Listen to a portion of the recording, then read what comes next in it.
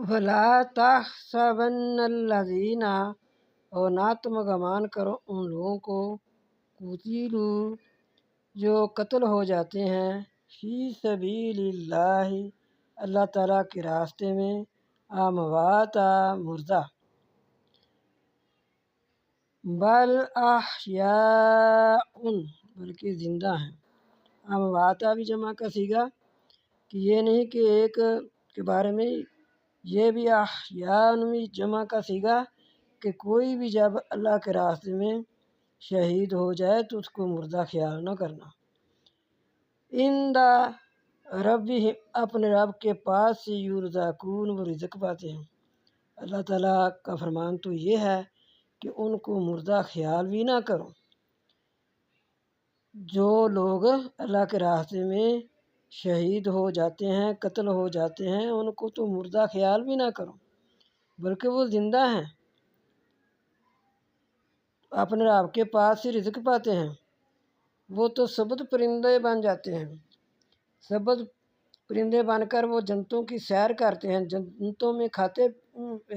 رہتے ہیں۔ صرف شہیدوں کے بارے میں اللہ تعالیٰ نے یہ فرمایا ہے کہ شہید جو ہے وہ سبد پرندے بن کر، ان کی روحیں سبد پرندہ بن کر جنتوں میں سیریں کرتی ہیں، جنتوں میں کھاتی پیتے ہیں، جنتوں میں خوش ہوتے ہیں۔ یہ آگے آتا آ رہی ہے، فرحین، وہ خوش ہوتے ہیں، بما آتاہم اللہ، جو ان کو اللہ تعالیٰ نے دیا، من فضل، یہ اپنے فضل سے، وَيَسْتَبْشِرُونَ، اور وہ خوش ہوتے ہیں، بالذین، ساتھ ان لوگوں کے، لم یلحقوا، جو نہیں ملے، بہم، ساتھ ان کے، من خلف، ان کے پیچھے سے۔ ان کو یہ بھی پتہ ہوتا ہے، ان کے بارے، جو اللہ نے ان کے بارے میں کہا کہ ان کو پتہ ہوتا ہے، ان کو یہ غیب ہوتا ہے کہ فلاں نے شہید ہو کر ہمارے پاس آنا ہے، فلاں ابھی تک شہید ہو کر نہیں آیا، تو ان کی یہ پیشن گوئی نہیں سمجھتے کہ جو لوگ ان کا ماتم کرتے ہیں،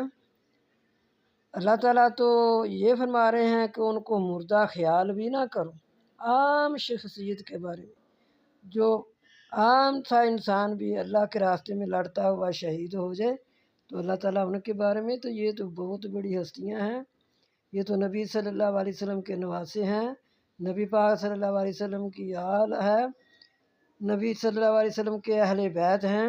تو وہ شہید ہو گئے تو ان کو مردہ خیال کر کے ان کا اتنا ماتم دن رات کیا جاتا ہے۔ تو ان آیات کا وہ لوگ کیا معنی کرتے ہیں؟ بس یہی قرآن سے ثابت کر دیں کہ قرآن تو یہ کہہ رہا ہے، وہ کون سی دلیل لے کر ان کو مردہ سمجھ کر ان کا دن رات ماتم کیا جاتا ہے؟ ماتم تو مردہ کا کیا جاتا ہے، تو اللہ تعالیٰ تو فرما رہے ہیں وہ زندہ ہیں۔